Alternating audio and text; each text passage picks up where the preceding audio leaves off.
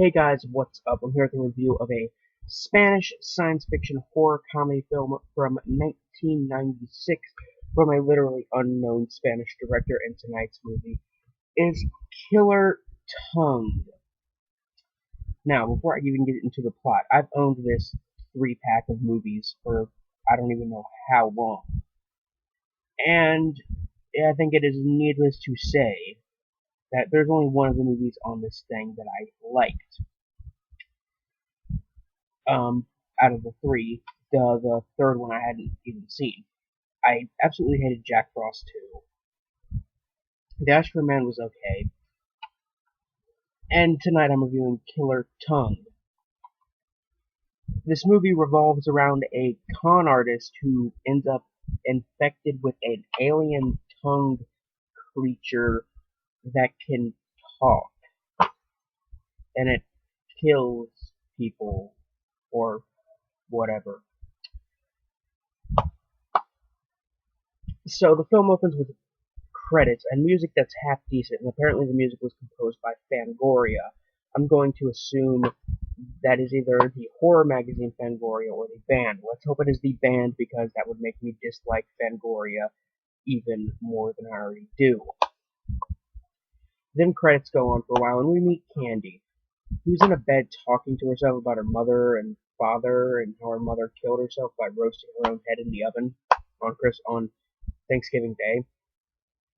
A title screen, then we have two cops sitting in the backseat of the car. The drivers turn around, pull guns on them, and then super glue their lips together and leave them on the side of the road. Um, Needless to say, the chick in the car, Candy, her boyfriend or whatever, Johnny, is caught by the police and sent to prison for a while.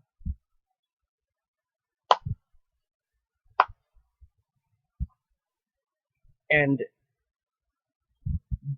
and while he's in prison, Candy becomes a nun. 4 years pass, and then we meet Candy as a nun. She gets a letter from Johnny, um, and then we meet one of the prison chief, who's played by Robert Englund, who seems to be the only good actor in this film. And this guy gets his shoe pissed on, and then Candy seems to have multiple colored poodles for some reason. Um, Traveling with her, she decides to stay in an old kind of bar, motel, cafe thing for some reason, and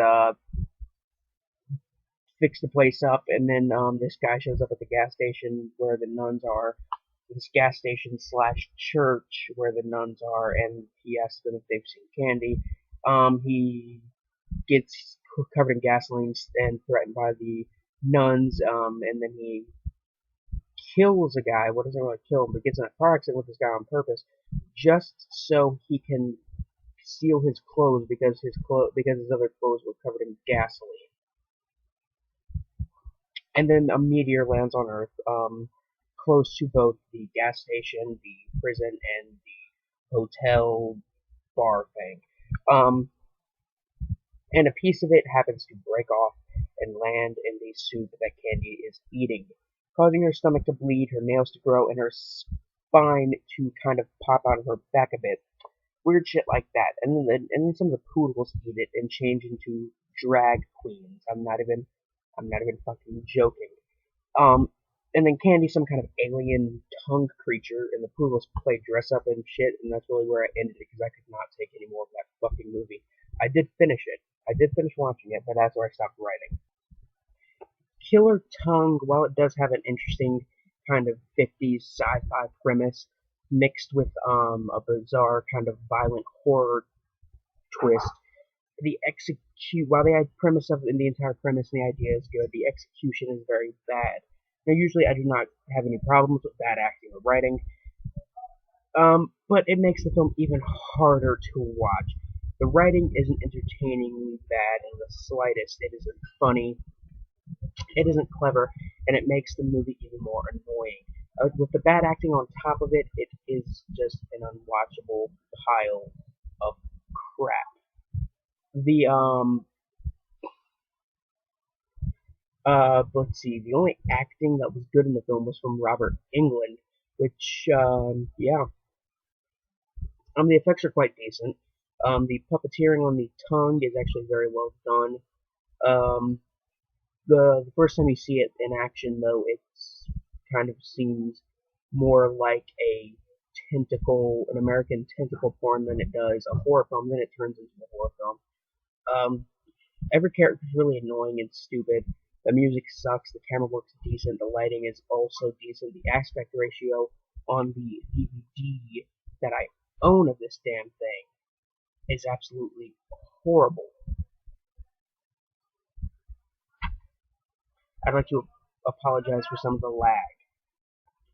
Now, the aspect ratio on the DVD copy I own of this thing is butchered all to hell to the point where almost, I'm going to say, at least half of the screen isn't there, and it just makes the movie look really, really bad. The movie is also kind of confusing, considering the fact that every few minutes, well, not every few minutes, but at least like every few minutes within the first half an hour, they like to introduce a new character that you don't know their name or what their motivation is or anything like that. All and they expect you to just be like, oh, that guy is the the guy's cousin or whatever. They expect you to know who this person is, even though they're just throwing them in there blindly. Um, something I usually don't comment on when reviewing a film, pacing. The pacing in this movie just makes the whole thing even worse. Um, on the gore meter from 1 to 10, 1 being something like the corpse grinders and 10 being something like brain dead, this movie's at least a 5. Really the only rewarding part of this movie is the gore.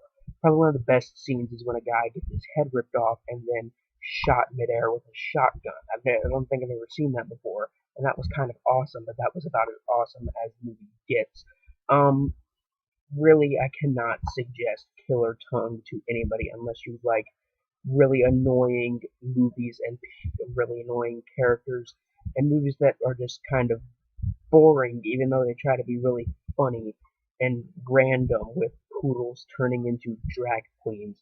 Um, really, it's a 1 out of 5 for me, guys. The only reason I'm giving it a 1 star is because it at least tried.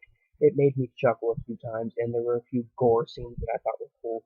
It at least tried. I don't think I'll ever rewatch this. The only reason I'm going to continue to have this in my collection is for the Ice Cream Man, which was a really, really bad but funny and enjoyable horror film. A lot better than this one. Anyway, guys, I'm Biscuit Boo 69 signing off. Peace.